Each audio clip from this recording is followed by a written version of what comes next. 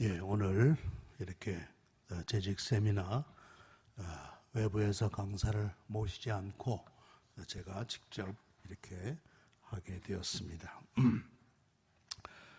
이 가운데는 오랫동안 교회를 섬겨오신 귀한 재직들도 계십니다. 10년, 20년, 30년, 40년 이렇게 주님의 교회를 잘 섬겨오신 분들도 있고 또 이제 새롭게 교회를 섬겨나가실 그러한 우리 재직들도 있습니다. 그래서 우리 새로운 재직들은 우리 선배들을 잘 봐야 되겠어요. 선배들이 어떻게 교회를 섬기고 있는가. 선배들이 교회를 섬기는 모습을 보고 배워야 될 것입니다. 사람은 보고 배운단 말이에요. 보고. 그래서 우리가 어떻게 우리 앞선 재직들이 그 교회를 섬겼는가 하는 것을 잘 살펴봐야 될 줄로 압니다. 그래서 충성스러운 재직이 되면 좋겠다. 우리 디모데서 1장 12절 한번 다 같이 읽어볼까요? 1절 12절 1장 12절 시작. 나를 능하게 하신 그리스도 예수 우리 주께 내가 감사함은 나를 충성되이 여겨 내게 직분을 맡기셨다. 내게 직분을 맡기셨다. 그래서 내가 직분을 하나님이 나에게 직분을 맡기셨다라는 말씀인 줄로 압니다. 제가 감기가 걸려가지고 목이 칼칼하고 또 콧물이 많이 흐르고 그래서 좀 목소리가 안 좋은데 여러분들이 양해해 주시기 바랍니다. 재직이란 누구인가? 재직.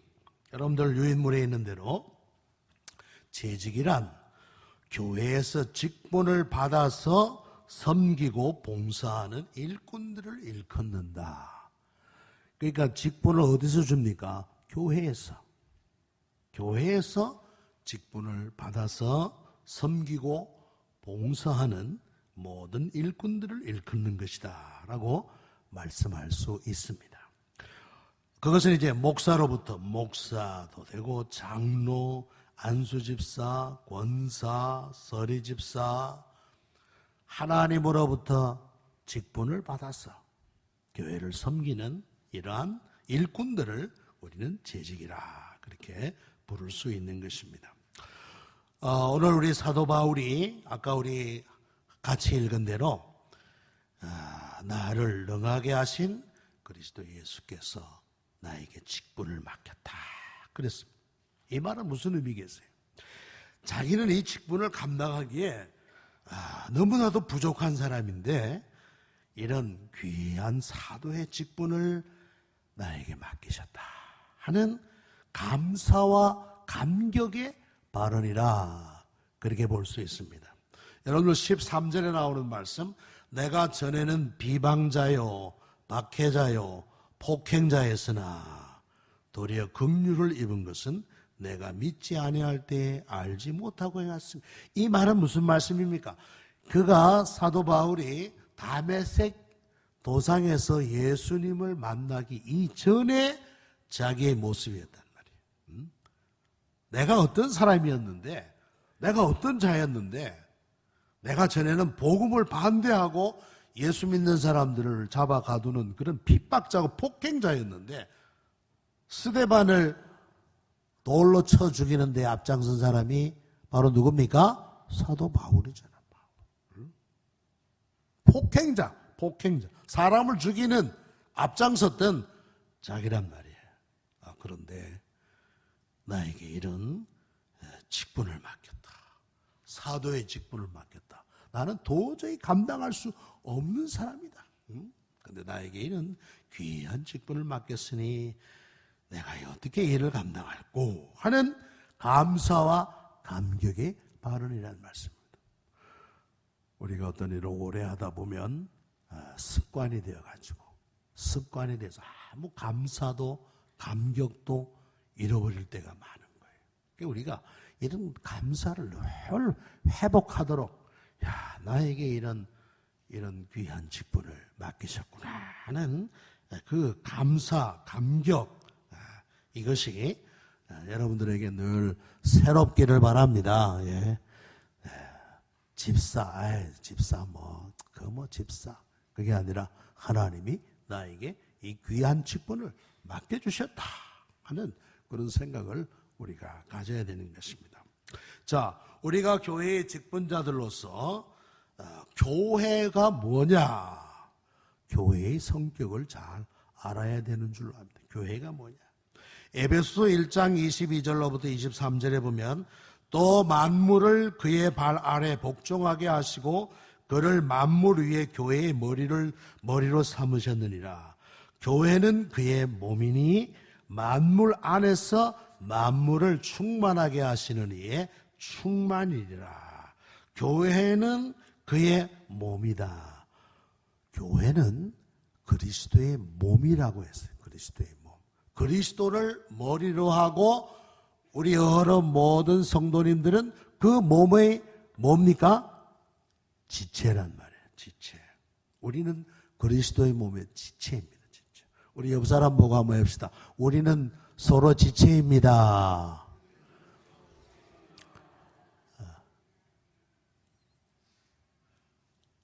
홀로 계신 분도 있는 것 같아요. 우리는 서로의 지체입니다. 한 몸이란 말이에요. 한 몸.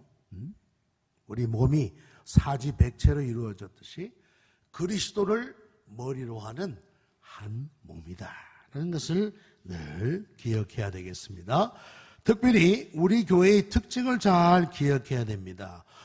우리 교회는 장로교회입니다. 대한예수교 장로교회라. 그 가운데도 특별히 합신층입니다. 합신이라고 하는 것은 합동신학대학원을 일컫는 말이기도 한데 합신이라 그렇게 우리가 부릅니다. 우리의 뿌리를 잘 알아야 되겠어요. 우리의 뿌리. 물론 근대적 뿌리도 있겠지만 더 먼 뿌리. 장로교의 원뿌리가 어디냐? 그것은 500년 전에 종교개혁의 그 신앙의 뿌리를 두고 있다는 사실입니다. 작년에 우리 종교개혁 500주년을 지냈는데 이 종교개혁의 신앙, 종교개혁은 누가 일으켰습니까? 누가 일으켰죠? 마틴 루터 이후에 사람이 누구냐? 칼빈입니다. 요한 칼빈. 루터는 독일에서 주로 이제 개혁 사업을 했다면 칼빈은 그 후세대인데 스위스에서 개혁사, 특별히 제네바에서 개혁 사역을 했습니다. 우리 장로교는 요한 칼빈의 장로교의 원리와 그 사상의 뿌리를 두고 있다는 말씀입니다.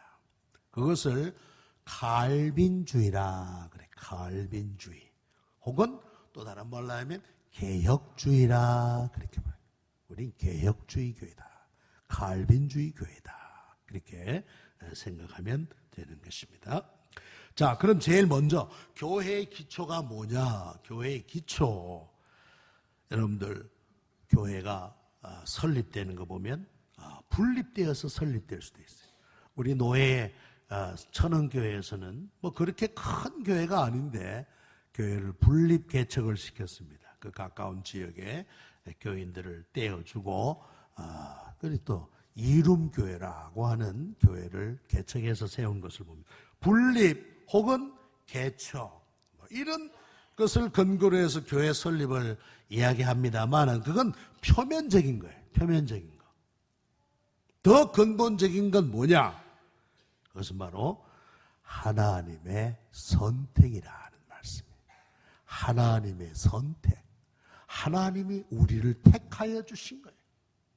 디모데후서 2장 19절 그러나 하나님의 견고한 터는 섰으니 인침이 있어 일르시되 주께서 자기 백성을 아신다 하며 주의 이름을 부르는 자마다 불의에서 떠날지어다. 여기 보니까 주께서 자기 백성을 아신다 그랬어요.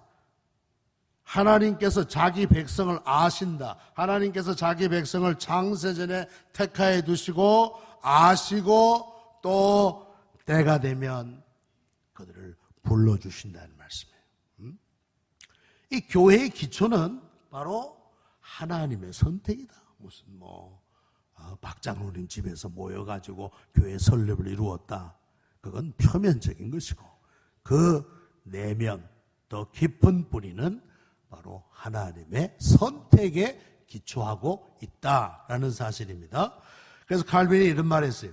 우리는 거룩한 하나님의 교회를 믿으니 그것은 보편적으로 선택받은 자의 수이다. 그랬습니다. 교회는 보편적으로 선택받은 자의 수다라는 말씀입니다. 즉 하나님의 영원하신 선택과 그의 다함이 없는 신실하심 속에서 성령으로 교회를 보존하신다는 사실이에요. 물론 사람을 통해서 역사하시지만은 그러나 이렇게 하나님의 택하심에 기인하는 것이다 라는 말씀입니다. 에베소서 1장 3절로부터 6절에 보니까 찬송하리로다 하나님 곧 우리 주 예수 그리스도께서 아버지께서 그리스도 안에서 하늘에 속한 모든 신령한 복을 우리에게 주시되 곧 창세전에 그리스도 안에서 우리를 택하사 그 기쁘신 뜻대로 우리를 뭐 하셨다고요? 예정하셨다. 택하사 예정하셨다. 이것이 교회의 기초라고 하는 말씀입니다. 무슨 인간적인 그런 것도 있겠지만은 그러나 더 깊은 교회의 기초는 바로 하나님의 선택 안에 있다. 그러나 교회 안에는 택자도 있고 불택자도 있다는 사실을 우리는 알아야 한다. 교회 안에는 택자도 있고 불택자도 있다는 사실이에요. 그러나 우리는 그것을 나눌 능력이 전혀 있다 없다? 없다. 우리는 그걸 나눌 수 있는 능력이 전혀 없습니다. 다만 재직들은 뭐냐? 교회의 화평과 은혜를 잘 유지하는 일을 해야 되는 거예요. 마태복음 13장 24절로부터 30절에 보면 그 원수가 와서 곡식 가운데 가라지를 덧뿌리고 갔더니 원수가 곡식 가운데 가라지를 뿌려놨단 말이에요. 그러니까 농부가 와서 주인님 저 가라지 다 뽑아버립시다. 그러니까 주인이 뭐라고 말하느냐? 가만두어라. 가라지를 뽑다가 곡식까지 뽑을까 염려하라. 가라지 뽑다가 곡식까지도 다치게 할 수 있단 말이에요. 제가 한번 설교하다가 가라지 하면서 이쪽을 봤나 봐. 이쪽. 가라지 그랬더니만 아마 이쪽에 있는 분이 자기를 가라지로 지적한 줄 오해를 하신 거예요. 야, 참. 가라지 아닙니다. 이쪽. 예. 교회 안에는 곡식도 알곡도 있고 가라지도 있단 말이에요. 그런데 우리는 그것을 다 알 수가 없어요. 우리는 알 수 없어요. 괜히 가라지 뽑으려다가 곡식을 건드리는 그런 잘못을 범할 수가 있다. 자, 교회의 기초는 하나님의 영원하신 선택에 그 깊고 영원한 선택에 기초하고 있다는 것을 우리는 기억해야 되겠습니다. 자, 두 번째로. 그럼 교회의 성격이 뭐냐? 교회는 성도들이 그리스도와의 교제를 위하여 그리고 하나님께서 그들에게 베푸신 은혜를 피차간에 주고받기 위하여 모이는 모임이라는 뜻에 함축되어 있다. 교제를 위하여 그리스도와의 교제를 위하여 서로 피차의 은혜를 나누기 위한 그런 모임이다. 그런 뜻으로 교회를 볼 수가 있고, 또 더 나아가서 하나님께서 모든 성도들에게 아버지가 되신다는 것과 그리스도께서 그들의 머리가 되신다는 것을 참으로 믿기 때문에 성도들은 형제의 사랑으로 연결되어 언제 어디서나 피차의 안부를 교환한다고 생각한다. 아버지 하나님이 계시고 그리스도가 계시고 우리는 서로 지체로서 연결된 그러한 교회로서의 서로의 안부와 서로의 그 관심을 표현한다라고 볼 수가 있습니다. 칼빈이 한 말이에요. 그 다음에 교회는 외적인 설교를 통하여 형성된다. 그리고 성도들은 한 마음 한 뜻으로 서로 배우고 협조하면서 하나님께서 제정하신 교회의 질서를 지킴으로써 그들의 모임을 함께 유지할 수 있다. 그래서 교회의 외적인 설교, 교회에서 하는 설교 사역이 매우 중요하다. 칼빈의 강조는 교회가 설교에 하나님의 말씀을 선포하는 것이 너무 중요하다는 것을 누차 강조하고 있는데, 여기에서 또 이렇게 표현했습니다. 특별히 하나님이 제정하신 교회의 질서를 지킴으로 그들의 모임을 함께 유지할 질서. 우리 장로교는 질서가요, 질서. 천사가 하나님께 명령을 받고, 야, 너 지상에 가서 교회를 한번 돌아봐라. 교회가 잘 유지되고 있나 한번 봐라 하니까 천사가 쭉 돌아보고 와서 하는 말이, 하나님, 감리교 가니까 방법 그렇게 얘기합니다. 메소디스트라는 말은 어떤 방법도 이렇게 하고 저렇게 하고, 침례교 가니까 물 그저 침례. 장로교 가니까 질서 그런 우스갯소리가 있어요. 예? 우리 하나님은 질서의 하나님이라. 질서의 하나님. 그래서 하나님께서 제정하신 교회의 질서를 지킴으로 그들의 모임을 함께 유지할 수 있다. 그렇게 말했습니다. 이렇게 교회는 하나님의 부르심을 입은 성도들의 모임이다. 그러나 칼빈은 교회의 직분을 중요하게 여겼다는 거예요. 교회의 직분이 너무 중요하다는 거예요. 그런 의미에서 우리 장로교는 루터교나 혹은 무슨 제세례파라고 하는 것은 세례를 다시 한번 확실하게 받아야 구원 얻는다라는 것을 주장하는 그런 사람들인데, 루터교나 제세례파 사람들과는 전혀 반대의 입장에 서 있다. 칼빈의 우리 장로교는 직분이 굉장히 중요한 게 직분. 거의 그 굵은 글씨로, 만일 우리가 교회를 모임 또는 회중으로 이해하느냐, 아니면 하나의 조직적인 기구로 이해하느냐, 그 하나를 택하라는 요구를 받는다면 기구로서의 교회를 선택할 수밖에 없을 것이다. 루터교나 이런 데서는 모임을 강조해요. 모임, 회중. 그러나 우리 장로교는 뭐냐? 하나의 조직이라, 조직적인 기구로서의 교회라는 말씀입니다. 네? 그 기구가 뭡니까? 어떤 목적을 이루기 위하여 구성한 조직이나 기관을 기구라 그러잖아요. UN 뭡니까? 세계 평화 기구라며, 기구. 유네스코 세계 문화 기구, 세계의 문화를 잘 보존하기 위한 그러한 일을 하는 기구. 이것이 교회가 기구로서의 이런 기능을 감당한다라는 것을 칼빈은 강조하고 있어요. 아울러 이런 말을 했어요. 교회는 우리가 일생 동안 다녀야 할 학교다. 예. 교회는 우리가 일생 동안 다녀야 할 학교다. 무슨 학교냐? 말씀 배움 학교라는 말씀입니다. 우리는 일생 동안 하나님의 말씀을 배워야 해요. 그래도 하나님의 말씀을 다 우리는 알 수 없는 것입니다.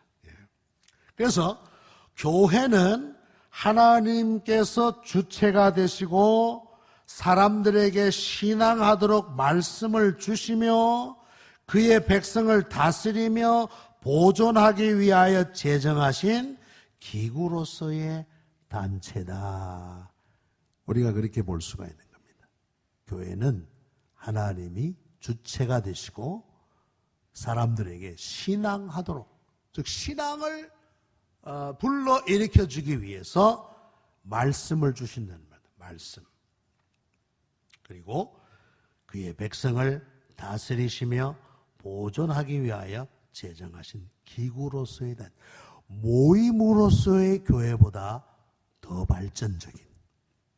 발전적이고 더 탄탄한 그러한 내용을 갖춘 교회관. 이것이 우리 장로교회의 교회관이라 그렇게 말씀할 수가 있는 거예요. 우리 이것을 잘 기억한다면, 그러므로 이 직분이 중요하다.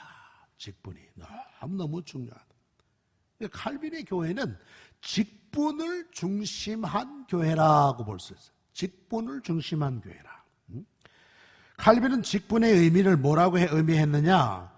교회의 직분자들은 하나님 자신의 인격을 대변하는 자들이다. 여러분들, 이 말씀은 참 받기에 부담스러운 말씀이죠. 네. 교회의 직분자들은 하나님 자신의 인격을 대변하는 자들이다. 목사는 목사, 장로는 장로, 집사는 집사, 권사는 권사. 하나님 자신의 인격을, 우리를 통해서, 우리를 보면서 하나님을 볼 수 있는, 하나님을 알게 하고 하나님을 느끼게 하는 그러한 중요한 정말 대변자들이라. 그런 거 보면 우리 직분자들이 얼마나 중요한 것인가 하는 것을 볼 수가 있어요. 기독교 강요 4권 3장 1절에 보면 그런 말이 있습니다. 하나님께서는 인간의 직분을 사용하신다. 왜냐하면 그리스도께서는 육체적으로 임재하시지 않고 하나님께서는 영으로 임재하시기 때문이다. 성령께서는 인간을 사용하신다. 성령께서는 직분자들을 겸손하도록 훈련시키시며 서로 사랑하는 일을 힘쓰도록 역사하신다라는 말씀입니다. 자, 지금 하나님이 여러분들에게 보이십니까? 성령이 보이십니까? 안 보이시죠? 네? 그리스도께서는 하나님의 영으로 임재하신다라는 말씀. 그 대신 하나님이 하시는 일은 뭐냐? 인간의 직분을 사용하신다. 이 말은 직분자를 사용하신다라는 말씀으로도 이해할 수 있는 거예요. 하나님께서 인간의 직분을, 인간을 통해서 당신의 일을 이루어 가신다라는 말씀입니다. 특별히 성령께서는 직분자들을 겸손하도록 훈련시키시며 서로 사랑하는 일을 하도록 힘쓰도록 역사하신다. 성령이 우리 모든 직분자들의 마음속에서 이렇게 직분자들을 겸손하게 일할 수 있도록 우리 안에서 역사하신단 말이에요. 우리가 늘 성령의 충만함을 사모해야 되는 이유가 뭡니까? 겸손하게 하나님이 나에게 맡겨주신 그 책임과 사명을 잘 감당하기 위함이다. 하나님이 나에게 맡겨주신 그 일을 잘 감당하기 위해 우리는 늘 성령으로 늘 충만하도록 힘을 써야 되는 것입니다. 자, 그 밑에 다시 보십시다. 하나님께서는 친히 직분자를 세우시고 직분자를 통하여 일하신다. 이게 중요한 겁니다. 우리 장로교의 직분론이라고도 볼 수가 있어요. 하나님께서는 친히 직분자들을 세우시고 직분자들을 통하여 일하신다. 그러니까 직분을 우리가 소홀하게 여기면 되겠습니까? 안 되겠습니까? 또 말할 필요가 없죠. 이 직분이 얼마나 중요한가. 하나님이 우리에게 맡겨주신 이 직분을 잘 감당하는 것이 너무너무 필요하다는 것입니다. 자, 직분의 중요성을 봅시다. 교회는 단순히 신자들로서 구성되는 것이 아니다. 교회는 신앙인의 공동체라는 성격을 띤 기구이다.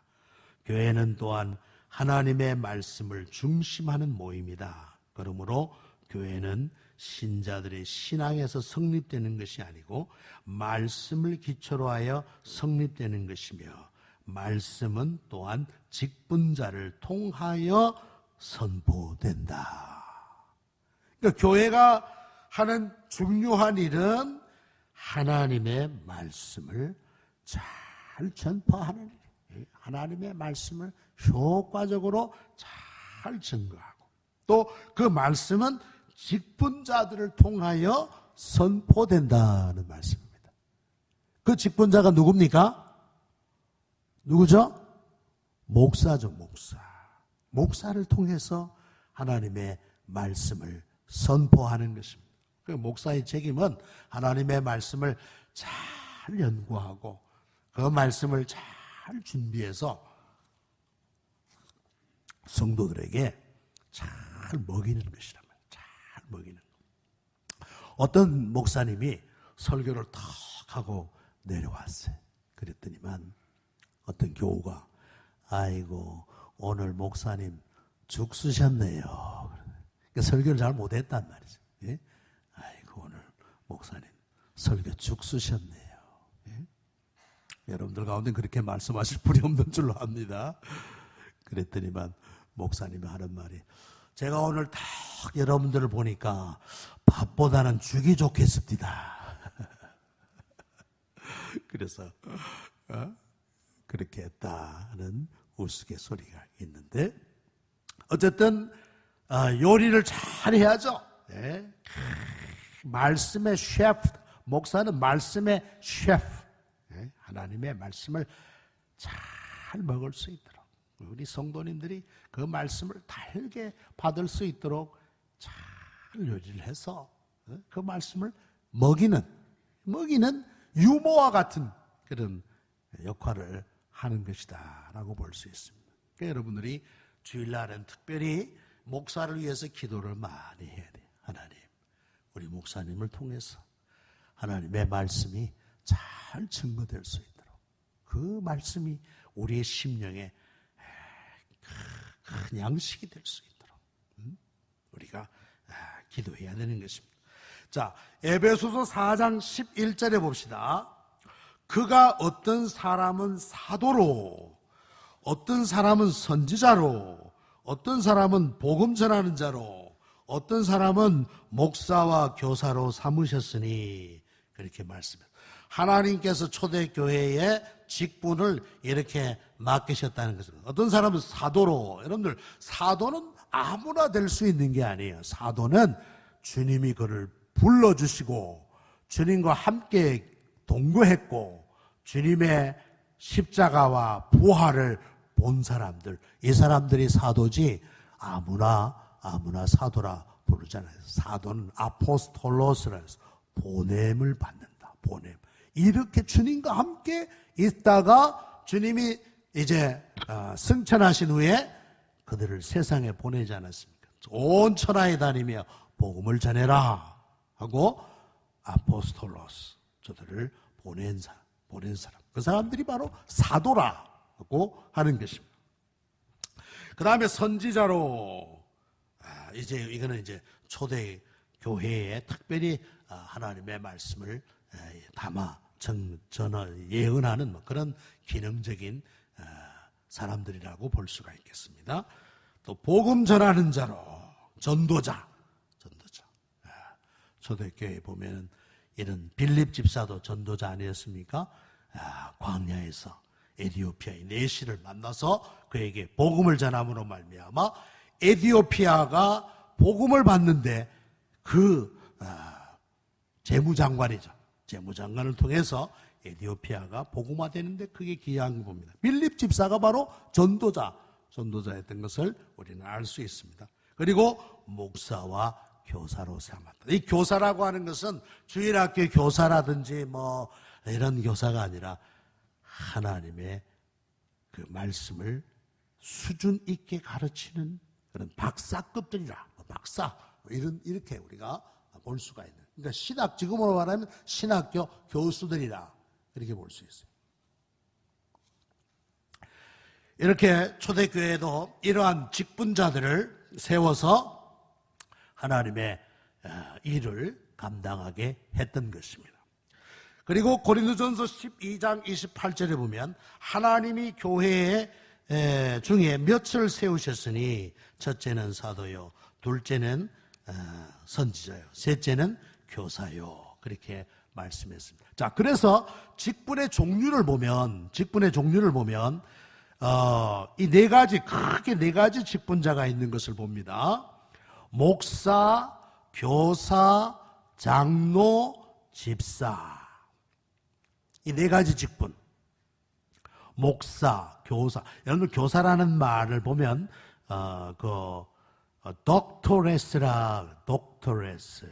이 말은, 요즘 박사를 덕터라 그러지 않습니까? 그러니까 이 교사는 신학을 가르치는 그러한 교사라고 볼 수가 있는 것입니다. doctoress.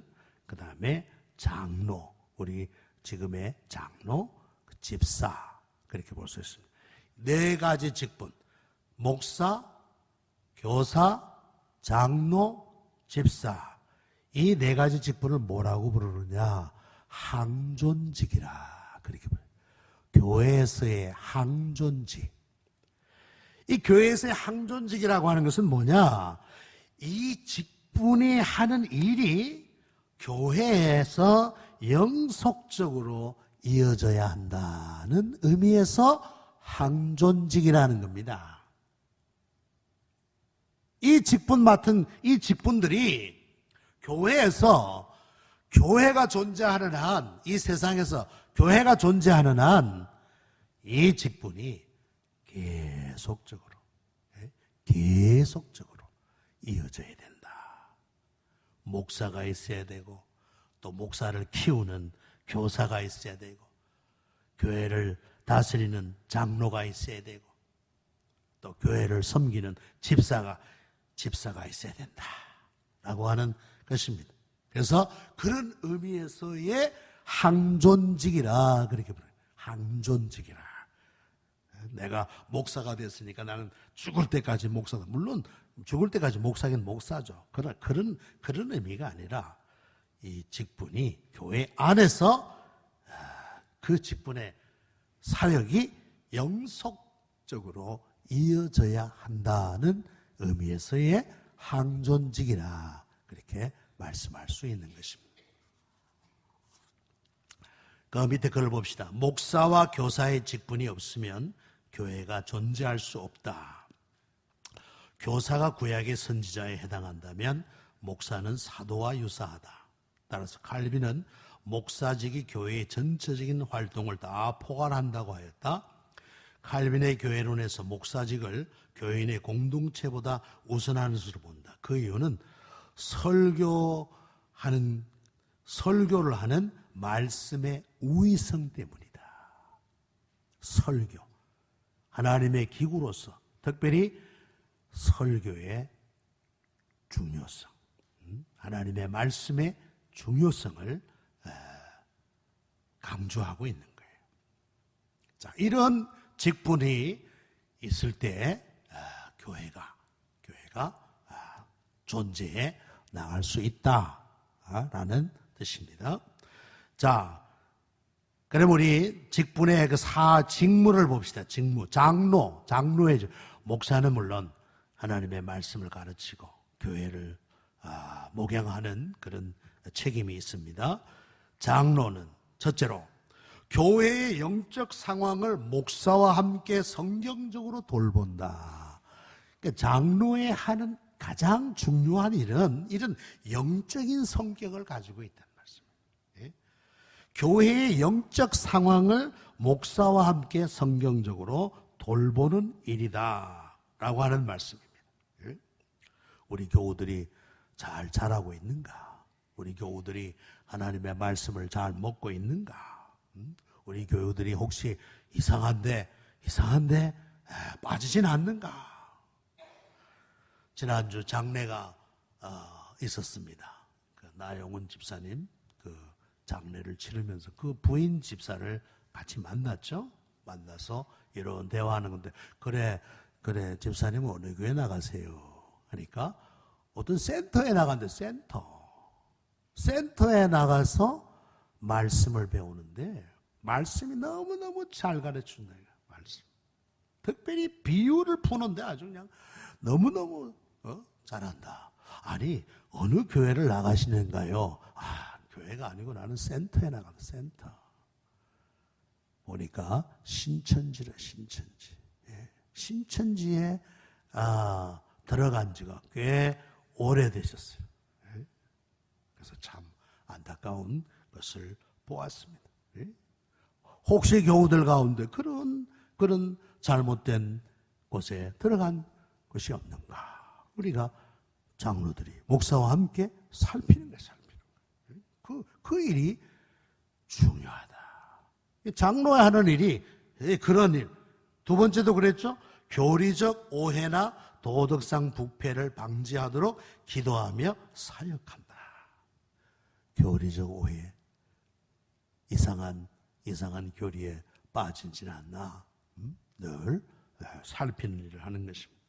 그리고 신자를 신방 위로 교훈으로 보살핀다. 신자의 신앙을 살피고 기도. 이게 장로의 제일 우선되는 직무라고 볼 수 있어요. 그러니까 우리 장로님들이 기도 많이 하고 성도들을 더 잘 목사와 함께 보살피는 일을 하는 것이 중요하다 하는 것을 우리는 다시 한번 생각해야 되겠습니다. 자, 그럼 집사는 뭐냐? 이 집사는 안수 집사입니다. 안수를 받은 집사를 말하는 거예요. 경제적으로 성도들을 돌보고 위로하고 세워나가는 직으로서 가난한 자들을 돌보며 환자와 갇힌 자와 과부와 고아와 환난당한 자를 위문하고 구제하는 이게 안수 집사님들이 원래 하는 일이에요. 교회 안에 가난한 성도들, 교회 주변에 있는 가난한 자들을 잘 돌보고 그들을 섬기는 일을 우리 안수 집사가 해야 된다. 자, 그럼 권사는 뭐냐?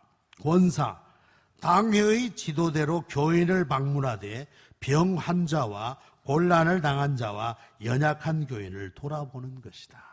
이게 중요한 당회의 지도대로.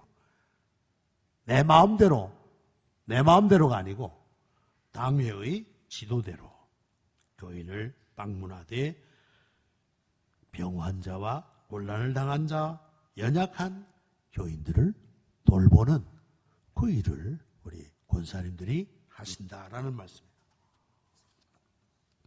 참 서리 집사는 당회가 신실한 남녀를 선정하여 임명한 자니 그 임기는 1년이다.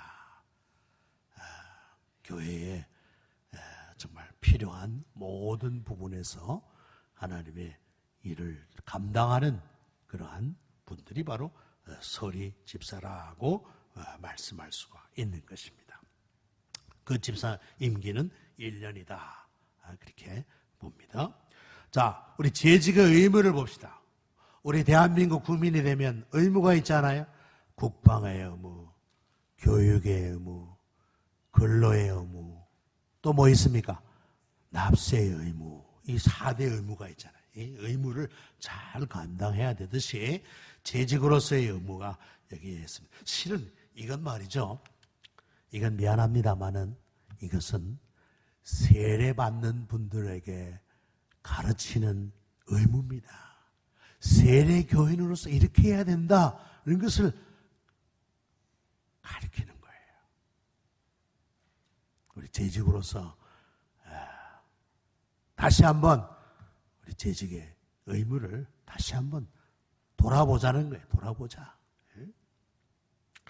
첫째로 모든 집회의 출석의 의무. 모든 집회. 교회에서 모이는 모든 일에는 출석할 의무가 있다.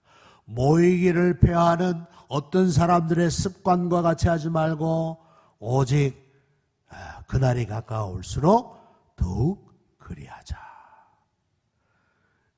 저희 집사람 처제가 교회 나가는 교회는 자그마한 동네에 있는 교회인데 어떤 권사님은 안산에서 오신대. 안산. 거기가 어디냐 하면 잠실인데 안산에서 오신. 심지어 금요 기도회까지 오신대. 교회를 옮겼는데 그 처제는 1분이면 교회 갈 수, 1분 바로 앞에 1분이면 교회 가는데 안산에서도 오신단 말이야. 안산. 그래가지고 1분이면 교회 가는 사람이 안 오면 되겠냐? 참석 안 하면 되겠냐? 그래가지고 금요기도에 나가봤대요. 그랬더니 7명이 모여서 기도를 하더래요. 모든 집회에 출석의 의무, 모든 교회가 회집하는 일에는 다 참석해야 될 의무가 있다는 것입니다. 두 번째, 교회 발전에 힘쓰고 하나님을 영화롭게 할 의무가 있다. 교회 발전에 힘쓰고 하나님을 영화롭게 할 의무. 우리가 그거 제일 기본적인 거. 재직회 출석하도록. 재직회. 우리 재직회 2달에 한 번씩 모이는 재직회. 재직들이 모이는 거 아니에요? 재직들이 모이는 거. 그 모임에 안 오면 어떻게 되는 거예요? 재직의 의무를 감당하지 않는 거예요. 교회 발전에 힘쓰고 하나님을 영화롭게 할 의무가 있다. 세 번째로, 거룩한 사업을 위해 경제적으로 협력할 의무가 있다. 즉 하나님 앞에 드릴 것을 온당하게 드린다는 말씀.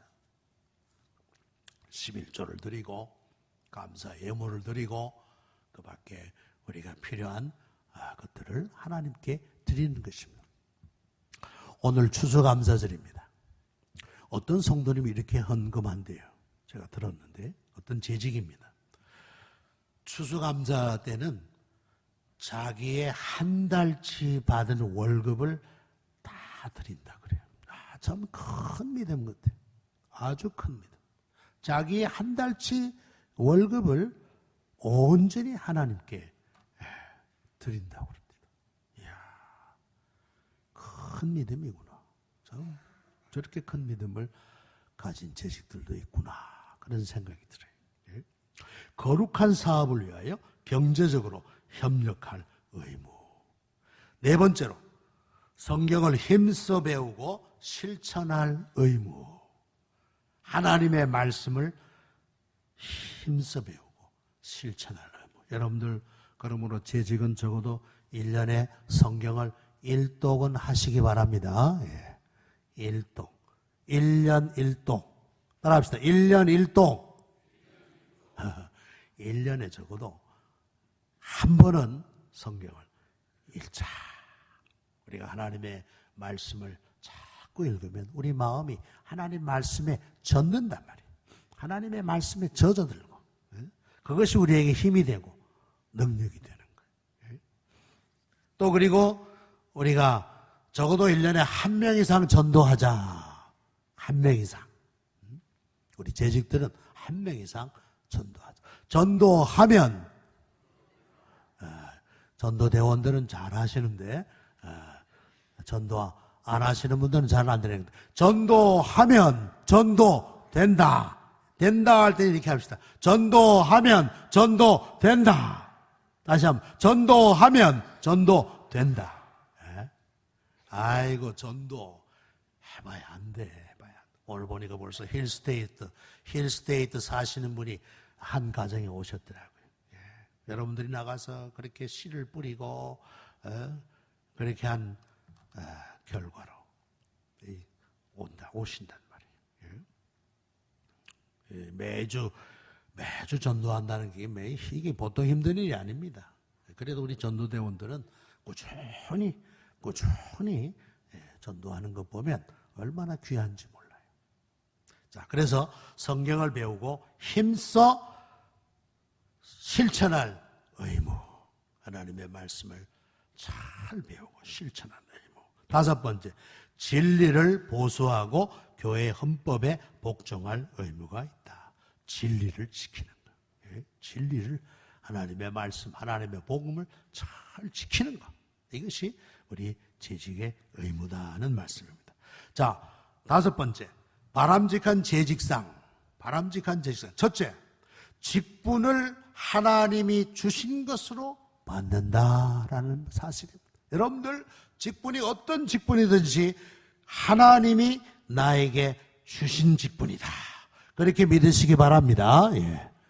여러분들 바울이 뭐라고 그랬어요? 12절에 나를 능하게 하신 그리스도 예수 우리 주께 내가 감사함은 나를 충성되이 여겨 내게 직분을 맡기심이라. 내게 직분을 맡겨주셨다. 나는 충성되지 못한데 그래도 하나님이 나를 충성되이 보시고 이렇게 직분을 맡겨주셨다. 얼마나 감사해요. 나는 하나도 충성되지 못한데 하나님이 나에게 이런 직분을, 이 직분은 하나님이 나에게 주신 것이다. 하나님이. 이걸 꼭 믿으면 충성하지 않을 수가 없을 거예요. 두 번째, 하나님의 능력을 기대한다. 하나님의 능력을 기대한다. 여기에 사도 바울이 12절에 뭐라고 했습니까? 나를 능하게 하신 그리스도시라 그랬어요. 나를 능하게 하신, 나는 부족하지만은 하나님이 나에게 능력을 주시면 감당할 수 있다라는 사실이에요. 나는 말도 못하고, 나는 돈도 없고, 나는 건강도 예의치 못하고, 나는 부족하지만은 그러나 하나님의 능력을 주시면 나는 할 수 있다. 제가 어떤 영화를 보니까 말이죠, 내 사랑 마리아인가 그래요. 카나다의 여류화가입니다. 여류화가. 근데 그 사람은 지체부자예요. 지체부자. 팔도 이렇게 구부러지고 몸도 구부러지고 몸을 제대로 가눌 수 없는 그런 사람이에요. 얼마나 불행한지 단칸 집에서 남편도 아주 못돼 먹은 남편하고 살아요. 그런데 그 여자는 자기는 붓 한 필만 있으면 되거든. 붓 하나만 있으면 나는 좋겠다. 그래가지고 틈틈이 그 몽당 붓 하나로 그림을 그린 거예요. 그 카나다의 여러 가지 경치라든지 짐승이라든지 요만한 판때기에다가 어떻게 물감이 있으면 조금씩 그리고 작품을 남겼는데 그 여자가 죽은 후에 그 작품이 얼마나 좋은 작품인가. 그래가지고 지금은 그 카나다의 국가 화가로 대우를 받아요. 몸도 이게 찌그러지고 그 지체부자요한 그 사람이 이 손가락에 붓을 끼워서 그림을 그렸는데 얼마나 아름다운 순수한, 이 사람은 그림을 배워본 적도 없는 사람이에요. 그런데 얼마나 그림을 아름답게, 일종의 민속화죠. 민속화. 카나다의 여러 가지 자연 풍경들을 그린 그런 좋은 작품들을 많이 남겼어요. 하나님의 능력, 나는 부족하지만은, 나는 배운 것도 부족하고, 나는 실력도 없고, 나는 부족하지만은 나를 능하게 하신 하나님을 믿는다. 우리 재직들이 그런 믿음이 필요해요. 나는 이것도 못해요, 저것도 못해요. 못한다고 하는 것은 뭐라 그랬죠? 모태교인이라는 거예요. 못해요. 하나님의 능력을. 바울이 뭐라 했어요? 나를 능하게 하신 그리스도 예수라. 나를 능하게 하신 그리스도 예수라. 나는 부족하지만 하나님이 나를 능하게 하신다는 사실이에요. 그리고 세 번째로 하나님의 은혜만 생각한다. 하나님의 은혜. 바울은 13절에 내가 전에는 비방자요, 박해자요, 폭행자였으나 내가 긍휼을 입은 것은 내가 믿지 아니할 때 알지 못하고 한 것은 내가 주의 은혜로 말미암아 내가 지금 이렇게 나의 나 된 것은 주의 은혜다. 주의 은혜다. 여러분들, 내가 지금 여기에 있는 것은 주의 은혜로 되었다 하는 그 믿음. 내가 잘나서 내가 훌륭해서 된 것이 아니라 주의 은혜로 내가 이렇게 되었다는 그 하나님의 은혜만을 생각하는 거예요. 나의 나됨은 오직 하나님의 은혜다. 은혜. 하나님의 은혜를 입었으니까 나는 이제 하나님을 위하여 일하겠노라. 그리고 네 번째로 겸손한 재직이 되자. 겸손한 재직. 사도 바울이 뭐라고 그랬습니까? 나는 15절 우리 한번 다 읽어볼까요? 15절 시작. mit보다 모든 사람이 받을 만한 이 말이요 그리스도 예수께서 죄인을 구원하시려고 세상에 임하셨다 하였도다. 죄인 중에 내가 괴순이라. 죄인 중에 내가 괴순이라. 나는 죄인 중에도 제일 우두머리 죄인이다. 이게 얼마나 겸손한 표현이에요. 나는 죄인의 괴수다. 겸손한 재직. 왜 하나님의 교회에서 여러 가지 잡음이 들립니까? 겸손하지 못하니까. 겸손이 무너지니까. 그런 일이 나는 거예요. 우리가 겸손. 죄인의 괴수다. 난 죄인의 괴수다.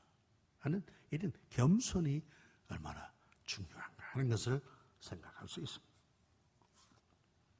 우리 바람직한 재직, 직분은 하나님이 주신 것이다. 나는 하나님의 능력을 기대한다. 하나님의 은혜만 생각한다. 나는 겸손하게 섬기리라 하는 이 네 가지 마음을 가지면 정말 좋은 훌륭한 재직이 될 수 있다.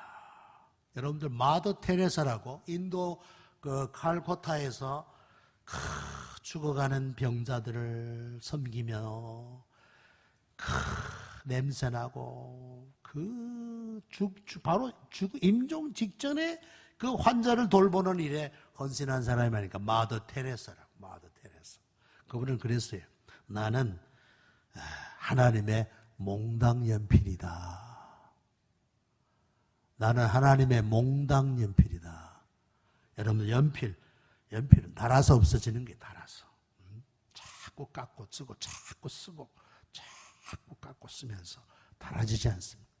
여러분들 닳아져서 없어지는 그런 인생이 되시기 바랍니다. 예? 닳아져서 하나님의 일을 위하여 일하다가 닳아져서 없어지는 그런 인생. 우리에게 정장로님 계시지만은 정장로님 모친 조선부 권사님 이런 말 하셨대죠. 썩을 육신 그만 아껴라. 예? 썩을 육신 그만 아껴라. 자기 육신을 얼마나 아끼는지. 예? 여러분들 죽으면 화장하면 말이죠. 요만큼 죄밖에 안 나요. 요만큼 죄밖에 안 남습니다. 죄밖에. 근데 또 남는 건 있어. 몸에 박은 못은 나옵니다. 몸에 박은 못들은 나와요. 예? 죄밖에 안 돼요. 요만큼. 예? 썩을 육신 아끼지 마시고 주님의 몸된 교회를 위하여 죽도록 충성하시는 재직들이 다 되시기를 축원합니다. 예, 기도하십시다. 아버지 하나님, 우리는 참 불충합니다. 그럼에도 불구하고 하나님이 직분을 맡겨주셨습니다.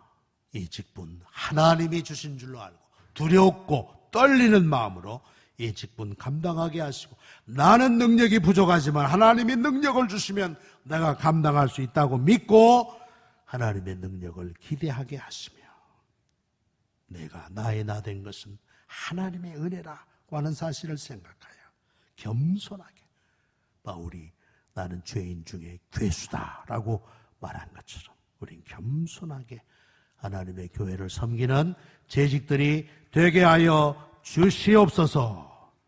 예수님의 이름으로 기도하옵나이다. 아멘.